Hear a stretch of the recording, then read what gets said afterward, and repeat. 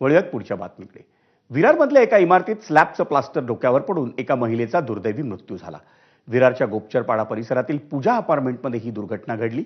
लक्ष्मी सिंग असं त्या महिलेचं नाव आहे. लक्ष्मी आणि तिची दोन्ही मुलं झोपली असताना अचानक स्लॅबचं प्लास्टर तिच्या डोक्यावर कोसळलं आणि तिचा जागीच मृत्यू झाला. या दुर्घटनेत दोन्ही मुलं बचावली आहेत.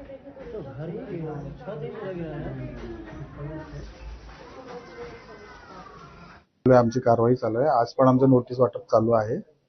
ज्या C1च्या नोटीस आहे त्या प्रायोरिटीने आम्ही त्यांना खाली करायला नोटीस दिलेल्या आहे. सर, ही दुर्घटना घडलेली या ठिकाणी राहणाऱ्या रहिवाशांसाठी काय सोय करण्यात येईल? नाही, आता आम्ही त्यांना दुसरीकडे तात्पुरतं शिफ्ट करायचा प्रयत्न करतोय. ही पूर्ण इमारत खाली केली जाणार आहे का? हा, यांना पण नोटीस देणार आहे. किती दिवसामध्ये खाली करून येईल?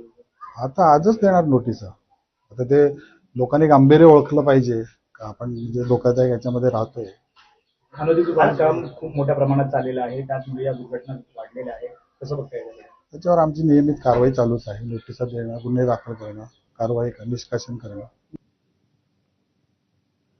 आणि या बातमीनंतर मुंबई ईस्ट वेस्टमध्ये घेऊयात एक ब्रेक, पण तुम्ही पाहत राहा APP माझा.